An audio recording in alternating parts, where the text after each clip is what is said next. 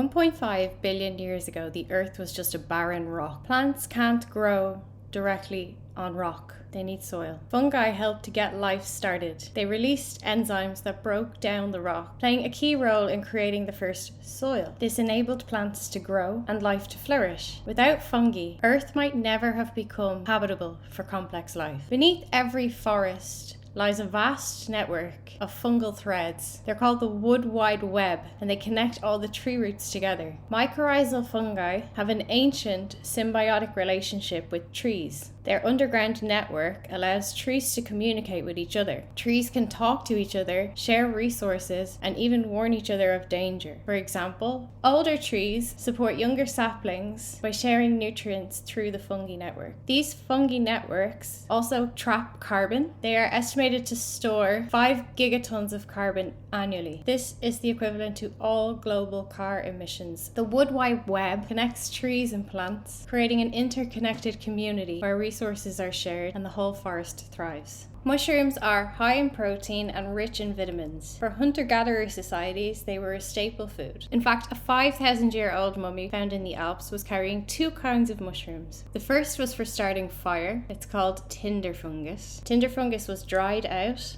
and then you could strike it with a flint. It could smolder for hours before it fully burned. So this allowed people to carry fire over large distances. Vikings used to use it to create punk rope, which they could then use to bring fire to new locations. The other mushroom that our mummy was found with, the birch polypore, was this explorer's natural portable first aid kit. It is antimicrobial, contains polyporenic acid, and this inhibits the growth of bacteria and parasites. It is often used to reduce swelling and inflammation. Its spongy texture also makes it ideal for cleaning wounds long before modern medicine. For over 2,000 years, mushrooms have been revered in traditional Chinese medicine. For example, reishi has been dubbed the mushroom of immortality. In ancient China, it was reserved only for the emperor. Modern clinical trials are now exploring reishi in cancer therapy, improving immunity during chemotherapy, and reducing side effects. Many of the individual compounds in medicinal mushrooms are now being isolated and studied for their pharmaceutical applications. For example, polysaccharide K comes from turkey tail mushrooms, and it is now approved in Japan for cancer treatment. Indigenous American people have been using the puffball mushroom to treat cuts and wounds for centuries. When crushed,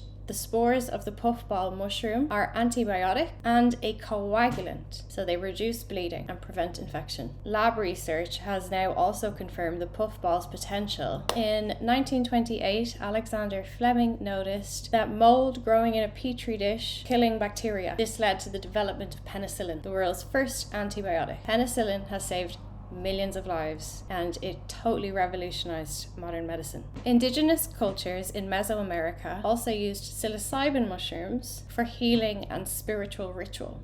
Aztecs called psilocybin mushrooms Teonanacatl, which translates as flesh of the gods. Recent clinical trials on psilocybin mushrooms have shown that they reset the brain activity in patients with treatment-resistant depression. Magic mushrooms, or psilocybin, has also been proven in clinical trials now to help patients with PTSD to process those traumatic memories without the intense emotional overwhelm. And giving mushrooms to terminally ill patients has been proven in studies to help them with their existential distress. Psilocybin has been designated by the FDA as a breakthrough therapy now, with institutions like Johns Hopkins and Imperial College London currently running advanced clinical trials.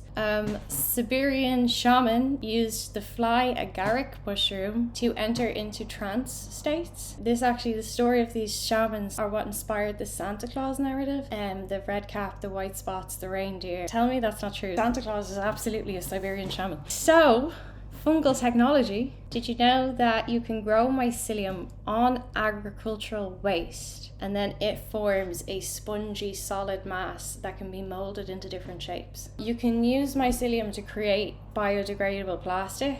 You can use mycelium to create blocks that are strong, lightweight, fire resistant, and carbon traps, suck in carbon dioxide. And they are being explored as a sustainable alternative to concrete. If I was going to invest in any companies of the future, NASA is even testing mycelium to build houses on Mars.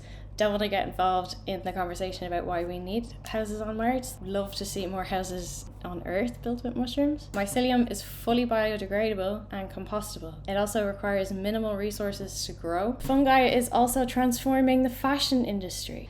Fungi produce pigments. Unlike modern synthetic dyes, fungal dyes are non-toxic and biodegradable. Stella McCartney and Hermes have already brought out lines of mycelium leather bags. These bags are cruelty-free, sustainable to produce, and biodegradable, which reduces fashion waste. Fungi are being used to grow textiles that mimic cotton, silk, polyester. Two companies in this space, MyoWorks and Evocative, are pioneering fungi-based textiles for mass production. Buying yourself a mushroom handbag supports this innovation and is a high-end product that you can feel good about. It would be still nice for you to not use Shein, but imagine all the clothes on Shein were biodegradable mushroom clothes. Traditional plastic is made with fossil fuels, and it takes hundreds of thousands of years to decompose. Microplastics have now entered our food chain. They've even been found in human placental tissue. So unborn babies are already ingesting microplastics in the womb. Fungi-based plastics are made from agricultural waste. So instead of drilling for oil, we use the runoff from the agriculture. Mushroom-based packaging is already being used by companies like Dell and IKEA to replace styrofoam. These materials decompose in weeks. So that's a sustainable option to single-use plastic. Beyond just replacing plastic though, some fungi can actually eat plastic. Fungi produces an enzyme that breaks down the chemical bonds in oil-based plastics in as little as a few weeks. And we are currently using oyster mushrooms to mop up oil spills. Also, certain fungi can absorb heavy metals from the atmosphere. A certain type of fungi can survive and thrive in radioactive environments, and there's potential that they can break down nuclear waste.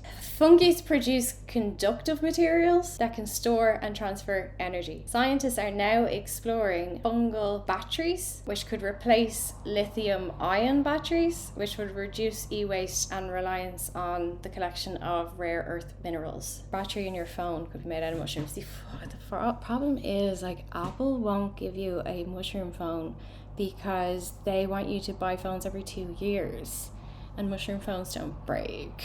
And then there's biofuels. Fungi can break down plant matter and convert waste into usable renewable energy. So dead wood, saw wood, crop residues like wheat straws or corn husks, even like organic waste from landfills, can all be processed by fungi to create biofuels. Scientists are optimistic about the potential of fungal biofuels to transform the aviation industry if sustainable jet fuel can be achieved at scale. Fungi have evolved for billions of years, not by dominating their environment, but by collaborating with it. And they remind us that everything is interconnected. There is no one solution to the problems we face today, but like fungi, we're stronger when we work together. And then finally, I asked ChatGPT, so is fungi God? And it said, if we define God as a force of creation, interconnectedness and transformation, fungi certainly embodies those qualities. They are nature's architects, recyclers and connectors, quietly shaping the world in ways that mirror divine principles. When they said eat the flesh and body of Christ, was they already actually talking about getting high on magic mushrooms?